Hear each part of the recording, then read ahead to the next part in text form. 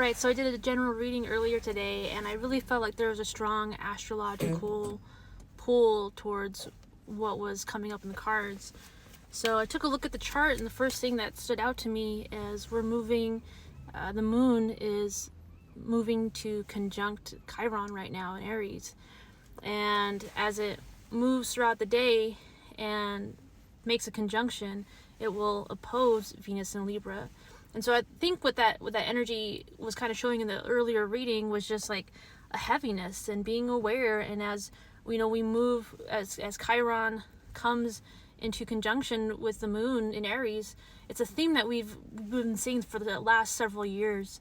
And it reflects on our independence, our strength, resistance, our ability to persist through the heaviness. So maybe it's like you're recalculating and going over your past as you see, like, okay, like this is how I've carried this emotion, this is how I've felt with this emotion.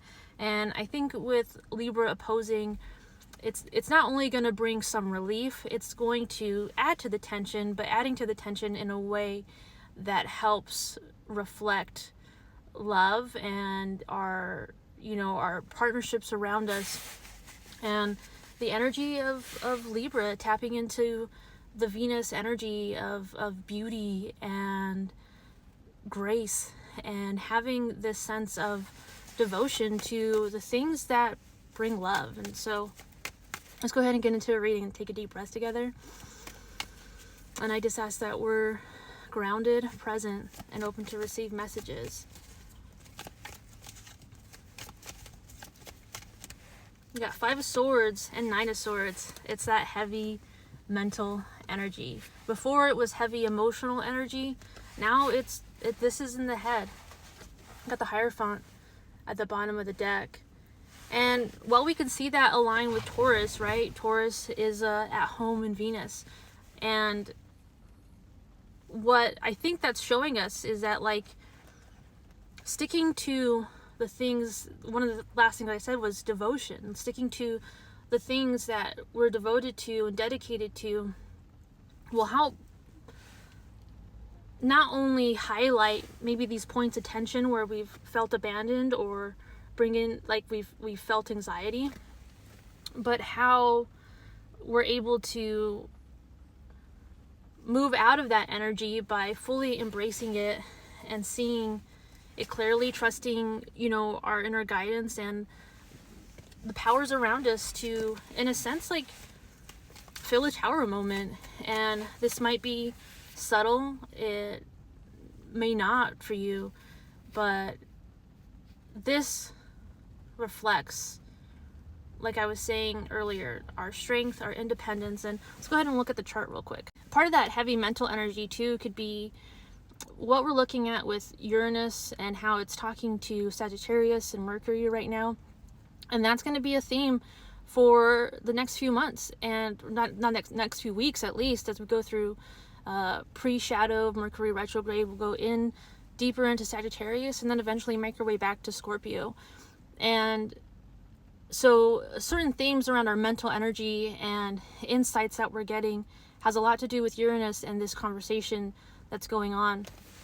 So this is our last two, with up here Mars being in Scorpio. It's 29th degree.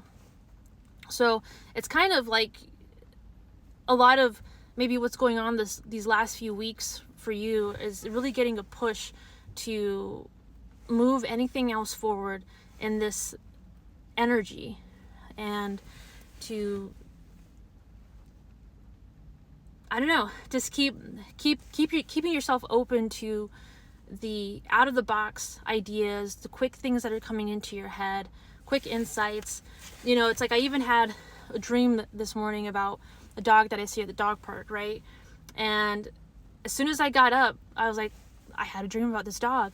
And then I was able to see the dog walker today, and she was like, hey, this dog is sick today. I'm like, no way, I had a dream about them.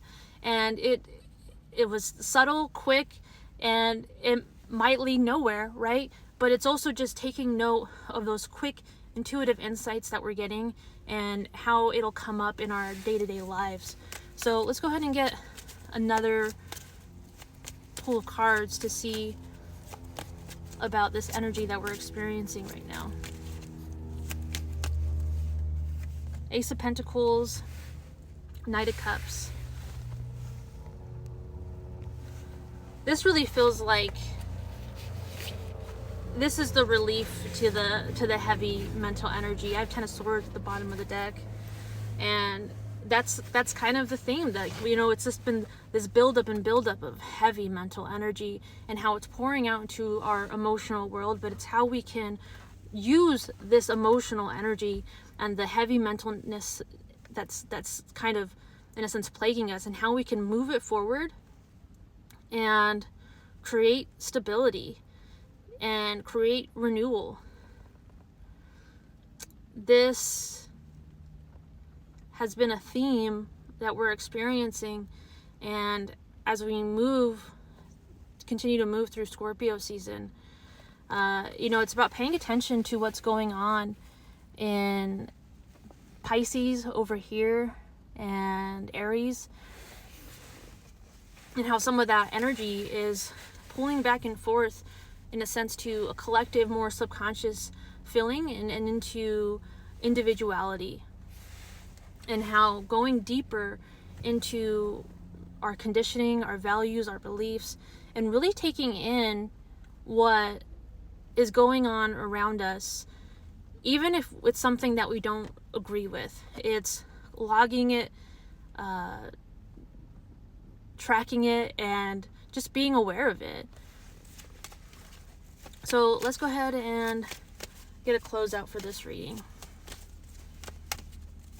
What do we need to know about these astrological transits?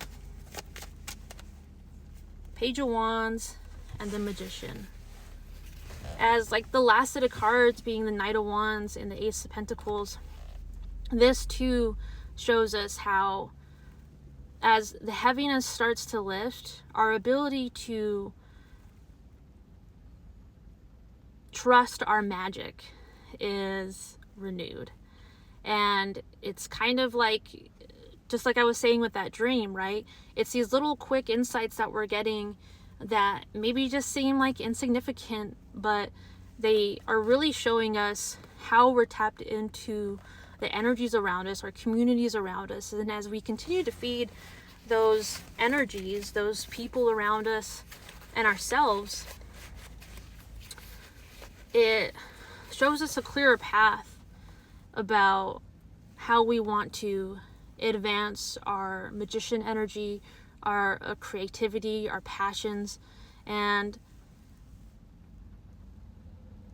it kind of goes, for me, back to that independence that we're seeing with Chiron conjuncting the moon.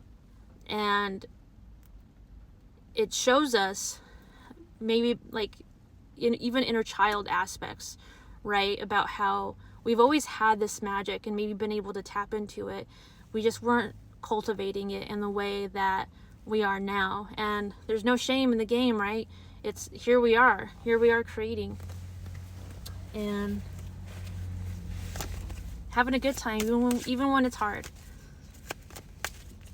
I don't know, I feel like one more closeout energy. Knight of Cups, Knight of Swords. Yeah, this is all energy that we're experiencing, this heaviness, to move forward. As the seasons start to change, darker times, we just had daylight savings time, unfortunately, in the US, and you know, it shortens our days. It feels like less time, but just because we're feeling maybe a darker and heaviness from the outside doesn't mean that we're not capable and able to move our projects, our ideas, our emotions, our mental insights, and just growth in general forward. All right, much love.